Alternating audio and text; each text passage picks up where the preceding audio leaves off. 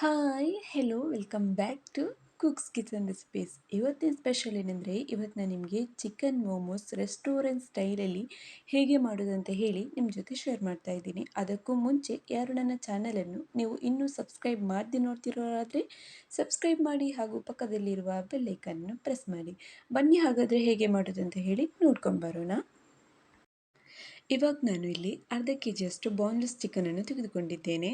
ಇವಾಗ ನೀವು ನೋಡ್ಬೋದು ಇದನ್ನು ನಾನು ಚೆನ್ನಾಗಿ ಕ್ಲೀನ್ ಮಾಡಿ ತಂದಿದ್ದೇನೆ.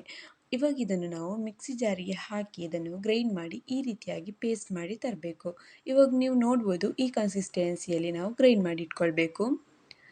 ಇವಾಗ ನಾವು ಗ್ರೈಂಡ್ ಮಾಡಿದ ಈ ಚಿಕನನ್ನು ಇದಕ್ಕೆ 1 ಕಪ್ ಆಗುವಷ್ಟು ನಾನು ಸಣ್ಣದಾಗಿ ಕಟ್ ಮಾಡಿದಂಥ ಈರುಳ್ಳಿ, ನಂತರ ಅರ್ಧ ಕಪ್ ಆಗುವಷ್ಟು ಕೊತ್ತಂಬರಿ ಸೊಪ್ಪು, ನಂತರ 1 ಚಮಚ ಆಗುವಷ್ಟು ಶುಂಠಿ ಬೆಳ್ಳುಳ್ಳಿ ಪೇಸ್ಟ್, ನಂತರ ಇದಕ್ಕೆ ಗರಂ ಮಸಾಲ, ಆನಂತರ ಸ್ವಲ್ಪ ಮೆಣಸಿನ ಹುಡಿ, ಆನಂತರ ಸ್ವಲ್ಪ ಕೊತ್ತಂಬರಿ ಹುಡಿ, ಆನಂತರ ಪೆಪ್ಪರ್ ಹುಡಿ, ಆನಂತರ ನಾನು ಇಲ್ಲಿ ಸ್ವಲ್ಪ ಚಿಲ್ಲಿ ಫ್ಲೇಕ್ಸನ್ನು ಇದಕ್ಕೆ ಆ್ಯಡ್ ಮಾಡ್ತಾ ಇದ್ದೀನಿ. ಇವಾಗ ಇದನ್ನು ಚೆನ್ನಾಗಿ ಈ ರೀತಿ ಮಿಕ್ಸ್ ಮಾಡುವಾಗ ಇದಕ್ಕೆ ನೀವು ಬೇಕಾದರೆ ರುಚಿಗೆ ತಕ್ಕಷ್ಟು ಉಪ್ಪನ್ನು ಆ್ಯಡ್ ಮಾಡ್ಕೊಳ್ಳಿ. ನಾನಿಲ್ಲಿ ಇದನ್ನೆಲ್ಲ ಚೆನ್ನಾಗಿ ಮಿಕ್ಸ್ ಮಾಡಿದ ನಂತರ ಇದಕ್ಕೆ ರುಚಿಗೆ ತಕ್ಕಷ್ಟು ಉಪ್ಪನ್ನು ಇಲ್ಲಿ ಆ್ಯಡ್ ಮಾಡ್ಕೊಳ್ತಾ ಇದ್ದೇನೆ. ರುಚಿಗೆ ತಕ್ಕಷ್ಟು ಉಪ್ಪನ್ನು ಹಾಕಿ ಚೆನ್ನಾಗಿ ಇದನ್ನು ಮಿಕ್ಸ್ ಮಾಡಿಟ್ಕೊಳ್ಳಿ. ಎಲ್ಲ ಭಾಗಕ್ಕೆ ಉಪ್ಪು ಸೇರುವ ಹಾಗೆ ಚೆನ್ನಾಗಿ ಇದನ್ನು ಮಿಕ್ಸ್ ಮಾಡಿಟ್ಕೊಳ್ಬೇಕು. ಇವಾಗ ಇದನ್ನು ಬದಿಗಿಟ್ಕೊಳ್ಳುವ. ನಂತರ ಇವಾಗ ನಾನಿಲ್ಲಿ ನೀರು ಕುದಿಲಿಕ್ಕೆ ಇಟ್ಟಿದ್ದೇನೆ. ನೀರು ಕುದಿಯುವಾಗ ಇದಕ್ಕೆ ನಾನು ಒಂದು 4ರಿಂದ 5 ಎಸಳು ಪಾಲಕ್ ಸೊಪ್ಪನ್ನು ಇದಕ್ಕೆ ಆ್ಯಡ್ ಮಾಡ್ತಾ ಇದ್ದೇನೆ. ಇದು ಚೆನ್ನಾಗಿ ನೀರಲ್ಲಿ ಕುದಿ ಬರಬೇಕು. ಇವಾಗ ನೀವು ನೋಡ್ಬೋದು ಇದು ಇವಾಗ ಕುದಿ ಬರ್ತಾ ಉಂಟು. ಇದು ಕಂಪ್ಲೀಟಾಗಿ ಈ ಥರ ಕುದಿ ಬಂದ ತಕ್ಷಣವೇ ಗ್ಯಾಸನ್ನು ಆಫ್ ಮಾಡುವ. ಇವಾಗ ಇದನ್ನು ಮಿಕ್ಸಿ ಜಾರಿಗೆ ಹಾಕಿ ಈ ರೀತಿಯಾಗಿ ಗ್ರೈಂಡ್ ಮಾಡಿ ಪೇಸ್ಟ್ ಮಾಡಿ ತರಬೇಕು. ಇವಾಗ ಇದನ್ನು ಬದಿಗಿಟ್ಕೊಳ್ಳುವ. ನಂತರ ಇವಾಗ ನಾನಿಲ್ಲಿ 2 ಕಪ್ ಆಗುವಷ್ಟು ಮೈದಾ ಹುಡಿಯನ್ನು ತೆಗೆದುಕೊಂಡಿದ್ದೇನೆ. ನಂತರ ಇದಕ್ಕೆ ರುಚಿಗೆ ತಕ್ಕಷ್ಟು ಉಪ್ಪನ್ನು ಆ್ಯಡ್ ಮಾಡಿ ಚೆನ್ನಾಗಿ ಈ ರೀತಿ ಮಿಕ್ಸ್ ಮಾಡಿಟ್ಕೊಳ್ಳಿ. ಈ ರೀತಿ ಚೆನ್ನಾಗಿ ಮಿಕ್ಸ್ ಮಾಡಿದ ನಂತರ ಇವಾಗ ನಾವು ಆವಾಗ ಗ್ರೈಂಡ್ ಮಾಡಿಟ್ಕೊಂಡಂತಹ ಪಾಲಕ್ ಪ್ಯೂರಿ ಇದೆಯಲ್ಲ ಅದನ್ನು ಇದಕ್ಕೆ ಹಾಕಿ ಇದರಲ್ಲೇ ಇದನ್ನು ಚೆನ್ನಾಗಿ ಕಲಸಿಟ್ಕೊಳ್ಬೇಕು. ನೀವು ಜಾಸ್ತಿ ಕ್ವಾಂಟಿಟಿಯಲ್ಲಿ ಮೈದಾ ತೆಗೆದುಕೊಳ್ಳುವುದಾದರೆ ಬೇಕಾದರೆ ನಂತರ ನೀರು ಸಹ ಸ್ವಲ್ಪ ಸೇರಿಸ್ಕೊಳ್ಬೋದು. ಇವಾಗ ನಾನಿಲ್ಲಿ ಪಾಲಕ್ ಸೊಪ್ಪಿನ ಪ್ಯೂರಿಯಲ್ಲಿ ಇದನ್ನು ಸೇರಿಸಿ ಈ ರೀತಿ ಡೋ ಅನ್ನು ರೆಡಿ ಮಾಡಿಕೊಂಡಿದ್ದೇನೆ. ಇವಾಗಿದು ರೆಡಿಯಾಗಿದೆ. ಇವಾಗ ಇದನ್ನು ನಂತರ ಏನು ಮಾಡಬೇಕಂದ್ರೆ ಇವಾಗ ಇದನ್ನು ಪಕ್ಕಕ್ಕೆ ಇಟ್ಕೊಳ್ಳುವ. ಇವಾಗ ಇದನ್ನು ನಾನು 2 ಬಾಲ್ಸ್ಗಳಾಗಿ ಮಾಡ್ತೇನೆ. ಮಾಡಿ ಈ ರೀತಿಯಾಗಿ ಲಟ್ಟಣಿಗೆಯಲ್ಲಿ ಇದನ್ನು ಲಟ್ಟಿಸ್ಕೊಳ್ಬೇಕು. ಇದಕ್ಕೆ ಸ್ವಲ್ಪ ಮೈದಾ ಹುಡಿಯನ್ನು ಸ್ಪ್ರೆಡ್ ಮಾಡಿ ಈ ರೀತಿಯಾಗಿ ಇದನ್ನು ಲಟ್ಟಿಸ್ಕೊಳ್ಬೇಕು.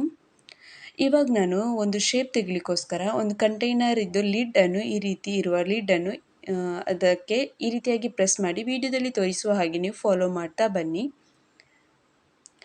ಇವಾಗ ಇದೆಲ್ಲವೂ ರೆಡಿ ಆಯಿತು. ನಂತರ ಯಾವ ರೀತಿ ನಾವು ಮೋಮೋಸನ್ನು ರೆಡಿ ಮಾಡೋದಂತ ಹೇಳಿ ನಾನು ನಿಮ್ಮ ಜೊತೆ ಹೇಳಿಕೊಡ್ತೇನೆ. ನಾನು ವಿಡಿಯೋದಲ್ಲಿ ಯಾವ ರೀತಿ ತೋರಿಸ್ತಾ ಇದ್ದೇನೆ ನಿಮಗೆ ಗೊತ್ತಾಗ್ಬೋದು.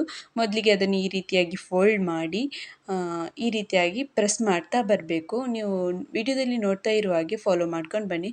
ಇವಾಗ ನಿಮಗೆ ಇದರಲ್ಲಿ ಗೊತ್ತಾಗದಿದ್ದರೆ ನಾನು ಇನ್ನೊಂದನ್ನು ಇದೇ ರೀತಿ ಮಾಡಿ ನಿಮಗೆ ತೋರಿಸ್ತೇನೆ. ಇವಾಗ ನೀವು ನೋಡ್ಬೋದು ಮೊದಲು ಅದಕ್ಕೆ ನಾವು ಆಗ ಮಾಡಿಟ್ಕೊಂಡಂಥ ಫಿಲ್ಲಿಂಗ್ಸನ್ನು ಹಾಕಿ ಆನಂತರ ಈ ರೀತಿ ಪ್ರೆಸ್ ಮಾಡಿಕೊಂಡು ಇನ್ನೊಂದು ಬದಿಯಲ್ಲಿ ಈ ರೀತಿಯಾಗಿ ಮಡಚಿಕೊಂಡದನ್ನು ಈ ರೀತಿಯಾಗಿ ಪ್ರೆಸ್ ಮಾಡ್ತಾ ಬರಬೇಕು. ನಿಮಗೆ ಯಾವ ಇದರಲ್ಲಿ ಶೇಪಲ್ಲಿ ಬೇಕಾದರೆ ಮೋಮೋಸ್ ಬೇರೆ ಶೇಪಲ್ಲಿ ಸಹ ರೆಡಿ ಮಾಡಿಟ್ಕೊಳ್ಬೋದು. ನಾನು ಇವಾಗ ಈ ಶೇಪಲ್ಲಿ ರೆಡಿ ಮಾಡಿ ಇಟ್ಕೊಳ್ತಾ ಇದ್ದೇನೆ. ಇವಾಗ ನಾನು ಇದೇ ರೀತಿ ಎಲ್ಲವನ್ನು ರೆಡಿ ಮಾಡಿ ತರ್ತೇನೆ. ಈ ರೀತಿ ಶೇಪ್ ಮಾಡಿದ್ರೆ ಅವಸರದಲ್ಲಿ ಅಂತೂ ಈ ಶೇಪನ್ನು ಮಾಡಲಿಕ್ಕೆ ನಿಮಗೆ ಆಗೋದೇ ಇಲ್ಲ. ಒಳ್ಳೆ ತಾಳ್ಮೆ ಇಟ್ಕೊಂಡು ಈ ರೀತಿ ಮೋಮೋಸನ್ನು ನಾವು ರೆಡಿ ಮಾಡಬೇಕಾಗ್ತದೆ. ಇವಾಗ ನೀವು ನೋಡ್ಬೋದು ನಾನು ಎಲ್ಲವನ್ನು ಇದೇ ರೀತಿ ನಿಮಗೆ ಕಾಣಲಿಕ್ಕೋಸ್ಕರ ನಿಧಾನವಾಗಿ ಇದನ್ನು ಮಾಡಿ ನಿಮಗೆ ತೋರಿಸ್ತಾ ಇದ್ದೇನೆ. ಇವಾಗ ನಾನು ಇದೆಲ್ಲವನ್ನು ರೆಡಿ ಮಾಡಿ ತರ್ತೇನೆ.